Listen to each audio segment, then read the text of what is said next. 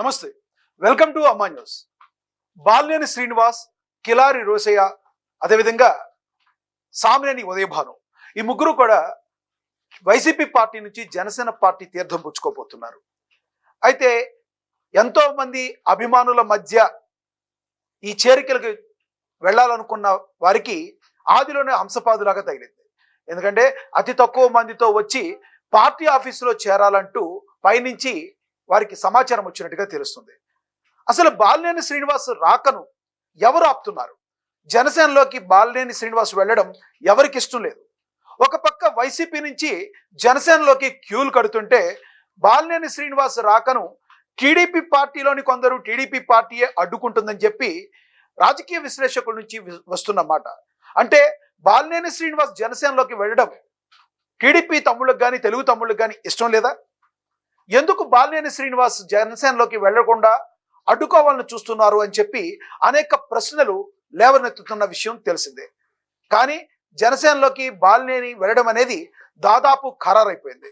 మరి ఈ రానున్న రోజుల్లో ఏం జరగబోతుంది? బాలినేని శ్రీనివాస్ నిజంగా జనసేనలోకి వెళ్ళిన మరుక్షణం ఏదైనా ప్రాబ్లమ్స్ వచ్చే అవకాశం ఉందా? ఉమ్మడి ప్రకాశం జిల్లాలో జనసేనకి మంచి పట్టు వచ్చే అవకాశం అయితే స్పష్టంగా కనబడుతుంది. మరి బాలినేని శ్రీనివాస్ రావడం వలన, జనసేన బలపడటం వలన ఎవరికి లాభం, ఎవరికి నష్టం? జనసేన పార్టీ బలపడితే రానున్న రోజుల్లో టీడీపీ పార్టీకి కూడా కష్టమేననేది జగమెరిగిన సత్యం.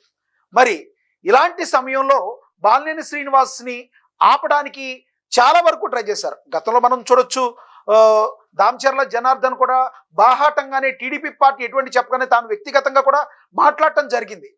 బాలినేని శ్రీనివాస్ మొన్నటి వరకు మమ్మల్ని తిట్టిన వ్యక్తి, ఈ రోజున అతను మరి జనసేనలోకి వెళ్ళడం ద్వారా అతను ఒక కవచంలోకి వెళుతున్నారు అని చెప్పి మహా ఛానల్లో ఉన్న వాళ్ళు సైతం పవన్ కళ్యాణ్ని టార్గెట్ చేస్తున్నారు, పవన్ కళ్యాణ్ని కార్నర్ చేస్తున్నారు అనే మాట మనకి బయట వినబడుతుంది. ఎందుకంటే ధీరుడు పవన్ కళ్యాణ్, సూర్యుడు పవన్ కళ్యాణ్, ఇంద్రుడు పవన్ కళ్యాణ్, టార్చ్ బేరర్ అంటూ పొగిడిన కొన్ని సోకాల్డ్ ఛానల్స్ ఈ రోజున ఎందుకు పవన్ కళ్యాణ్ కానీ జనసేన పార్టీ కానీ బలపడుతుంటే చూడలేకపోతున్నాయి అని చెప్పి వైసీపీ కూడా పరోక్షంగా ప్రశ్నిస్తున్న మాటను మనం చూస్తున్నాం.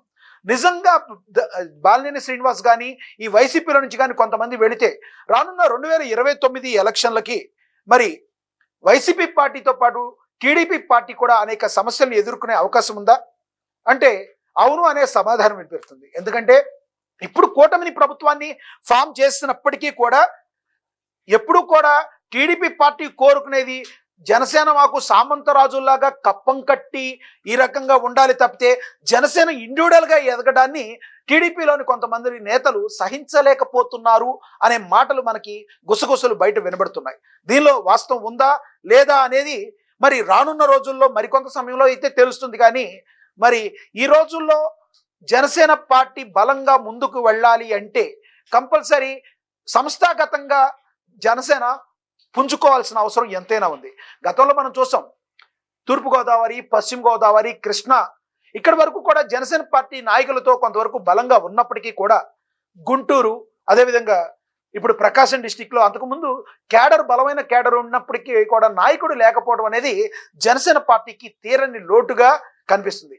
ఇలాంటి సమయంలో బాలినేని శ్రీనివాస్ ఎంట్రీతో ప్రకాశం డిస్టిక్, అదేవిధంగా కిలారి రోసయ్య ఎంట్రీతో గుంటూరు, అదేవిధంగా కృష్ణాలో ఉమ్మడి కృష్ణాలో ఉన్న జగ్గయ్యపేటలో సామినేని ఉదయభాను రావడం ద్వారా జనసేన పార్టీ మరింత బలంగా అవుతుంది అనడంలో ఎటువంటి సందేహం లేదు.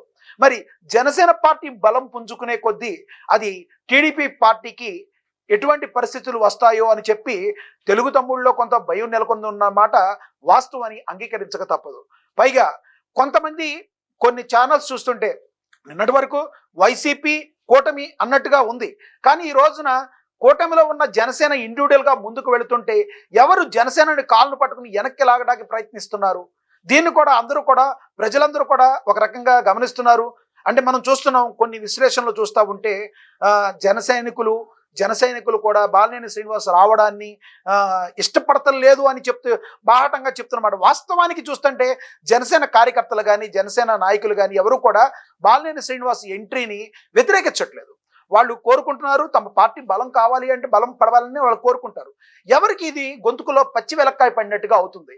దీన్ని మాత్రం జనసేన నాయకులు, జనసేన కార్యకర్తలు మాత్రం తట్టుకోలేకపోతున్నారు. జనసేన ఇండివిజువల్గా ఎదుగుతుంటే ఎందుకు మరి టీడీపీ అడ్డుపడుతుంది అనే దానికి వాళ్ళు కూడా ఆలోచిస్తున్నారు. అట్లా అయినంత మాత్రాన జనసేన బాలినేని ఒక్కసారి నిర్ణయం తీసేసుకున్న తర్వాత పవన్ కళ్యాణ్ తర్వాత వెనక్కి తిరిగి చూసే పరిస్థితి ఉండదు. ఎవరో టీడీపీ నుంచి హైకమాండ్ నుంచి వచ్చి మరి బాలినేని శ్రీనివాస్ని తీసుకోవడానికి వీల్లేదు అన్నది చెప్పినంత మాత్రాన బాలినేని ఎంట్రీ ఆగిపోద్ది అని అయితే ఇప్పుడు మనం కూడా ఏమీ అనుకోలేని పరిస్థితి.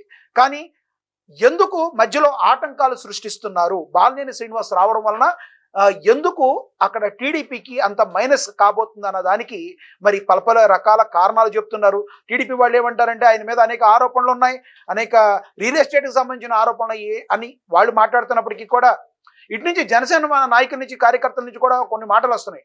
మరి టీడీపీలో నుంచి కూడా ఉన్న వాళ్ళందరూ కూడా మరి ఎటువంటి ఆరోపణలు లేనట్టేనా? ఆరోపణలు ఉండటం వేరు, నిందితుడు వేరు. నిందితుడుగా ప్రూవ్ అయితే అప్పుడు దాని గురించి ఆలోచించాలి. ఆరోపణలు, విమర్శలు అన్నీ రాజకీయాల్లో సర్వసాధారణం అని చెప్తున్న పరిస్థితిని మనం చూస్తున్నాం. ఓవరాల్గా దీన్ని మనం గమనిస్తూ ఉంటే రానున్న రోజుల్లో 2029 ఎలక్షన్లకి జనసేన ఒక బలమైన సంతకంగా చేయబోతుంది, రానున్న రోజుల్లో ముందుకు వెళ్ళబోతుంది అనే మాట మనం చూస్తాం. ఎందుకంటే పవన్ కళ్యాణ్ గారు కూడా ఈ మధ్య ఓన్లీ రాష్ట్రానికే కాకుండా దేశం మొత్తం కూడా హైలైట్ అయిన పరిస్థితులు మనం చూస్తున్నాం. తిరుపతి లడ్డు విషయంలో కానీ, సనాతన ధర్మం గురించి పవన్ కళ్యాణ్ మాట్లాడతాం కానీ, ఇవన్నీ కూడా చూస్తుంటే ఓవరాల్గా ఎవరి రాజకీయం వాళ్ళు చేస్తున్నారు.